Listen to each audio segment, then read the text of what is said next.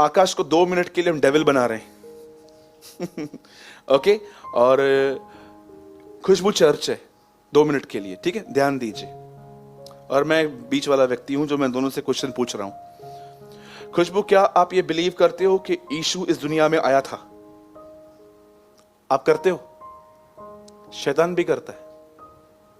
खुशबू, क्या आप खुशबू सिस्टर, क्या आप ये बिलीव करते हो कि यीशु आपके गुनाहों के लिए मरा? यस। शैतान, तू ये बिलीव करता है कि दुनिया के लिए यीशु मरा है? करता है। खुशबू सिस्टर, क्या आप ये बिलीव करते हो मसीह वापस बादलों पर आएगा?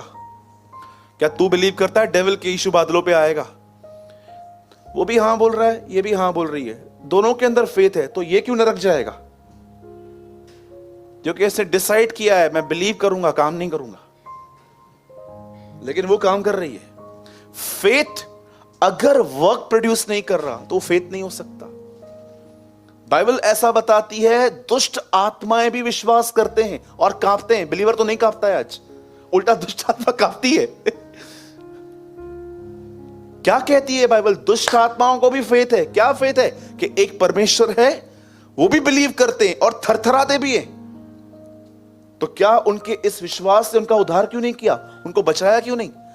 क्योंकि वो विश्वास करते हैं, पर वो डिसाइड कर चुके हैं कि वो कभी रिपेंट नहीं करेंगे। ये प्रभु को बात पता है, इसलिए प्रभु ने उनकी जजमेंट पहले ही कर दी है।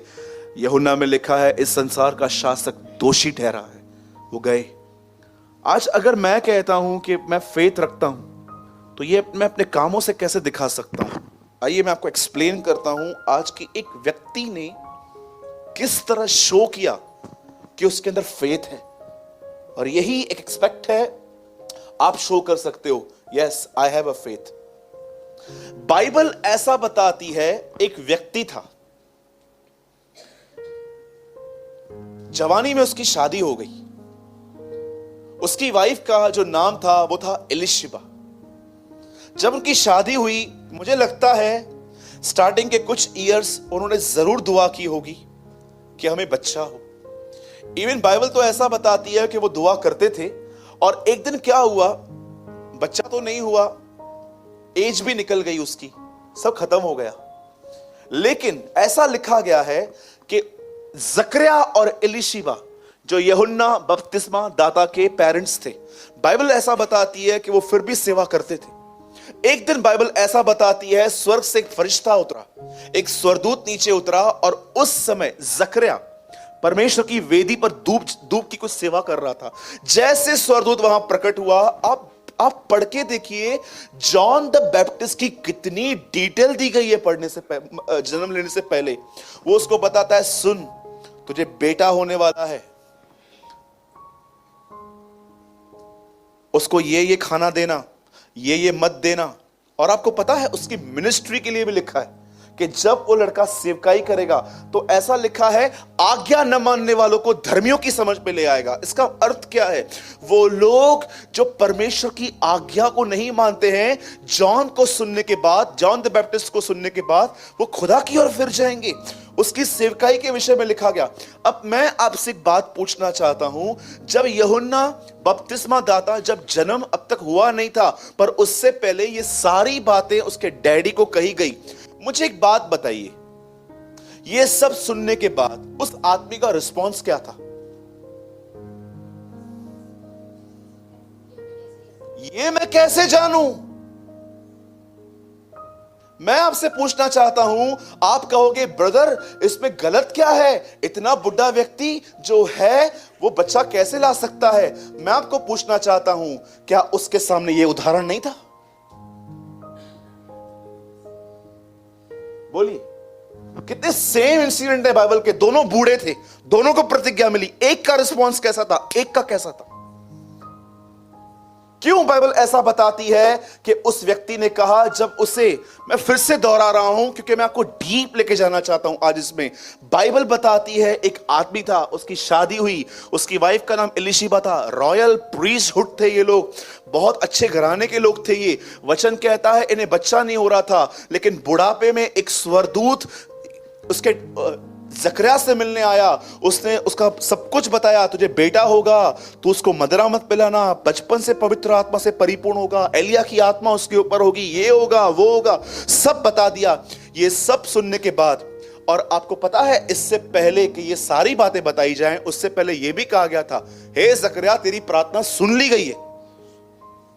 प्रेयर भी करते थे लोग, लेकिन जब वो उनसे मिलने आया तो वो लास्ट में सुनने के बाद अपने बूढ़े शरीर को और अपनी पत्नी की बुढ़ापे को देखकर वो कहता है, यह मैं कैसे मान लूं।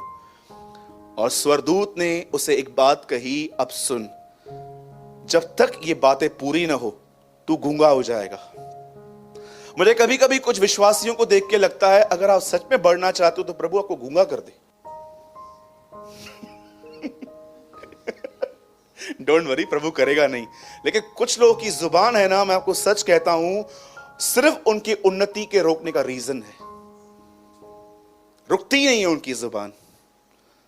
मैं कभी कभी सोचता हूं कि वो जब 9 महीने जब वो चुप रहा होगा, भले घर में सन्नाटा होगा, कभी कभी आप भी किसको देखते बोलते होंगे ना, काश ये गूंगा हो जाए, सारा दिन बोलता रहता है।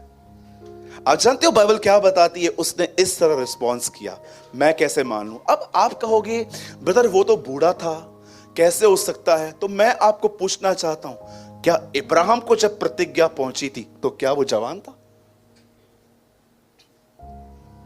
मरियम के पास भी सेम बातें आई थी। मरियम ने कहा मुझे तेरे वचन के अनुसार हो, वो बिलीव करती थी। अब हुआ क्या मुझे बताइए, उसके बाद उसके स्वर्गदूत ने उसे गूंगा कर दिया। मैं आपसे पूछना चाहता हूं, आइए सब यहां देखिए,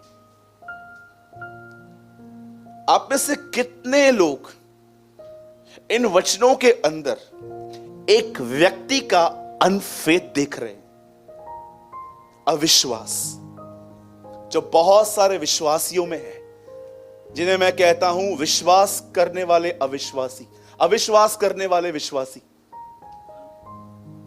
मैं आपसे एक सवाल पूछता हूं, आइए सब ध्यान दीजिए। एक व्यक्ति को प्रतिज्ञा मिली है, उसे बेटा होगा, पर वो कहता है ये कैसे होगा। आप मुझे बताइए, आप इस पूरे पैसेज में उस व्यक्ति का अविश्वास कैसे देख रहे हो? मैं आपको बताना चाहता हूं, अगर आपको लगता है ना कि आपको व्यभिचार, गाली, गंदे काम खुदा से दूर लेके जाते हैं, तो मैं आपको बताना चाहता हूं, एक्चुअली आप सबको ये पता है, पर कितने लोगों ने ये वचन पढ़ा है? आप सब यहां देखिए खाली, ब्रदर एक वचन लगाइए, इब्रानियों का 3 अध्याय उसका 12 वचन देखिए, यहां पर लिखा क्या है। आइए ये लोग यहां पर भी जो बैठे हैं वो भी देखिए। हे भाइयों चौकस रहो कि तुम में ऐसा बुरा और अविश्वासी न मन हो जो तुम्हें जीवित परमेश्वर से दूर ले जाए। आप जानते हो अविश्वास आपको परमेश्वर से दूर ले जाता है। यहां लिखा है, हे भाइयों चौकस रहो, तुम में व्यभिचारी, हत्यारा, चुगली मारने वाला मन न हो जो तुम्हें जीवित खुदा से दूर ले जाए। लिखा है अविश्वासी मन न हो। बाइबल बताती है अविश्वास एक आदमी को परमेश्वर से दूर ले जाता है। मैंने बहुत साल तक ये वचन नहीं समझा था। मैं पढ़ता था, मैं बोलता था प्रभु मैं तो सोचता हूं खाली बड़े बड़े पाप मुझे तो इससे दूर लेके जाते, ये कौन सा पाप है? चिंता आपको खुदा से दूर ले जाती है। जानते हो अविश्वासी आदमी कैसे पहचाना जाता है? भले ही आपके ऊपर टैग लगा हुआ है, मैं 9 साल पहले बिलीव में आया हूं, मैं 10 साल पहले बिलीव में आया था, मैंने बपतिस्मा लिया था, सो व्हाट। जानते हो एक व्यक्ति कैसे पहचाना जाता है कि इसके अंदर फेथ नहीं है? मैं आपको बताता हूं। पहली चीज, वो व्यक्ति जिसके अंदर विश्वास नहीं है, जिसके अंदर अविश्वास है, आप उसको विदाउट प्रेयर अपने रास्ते निकालते हुए देखोगे।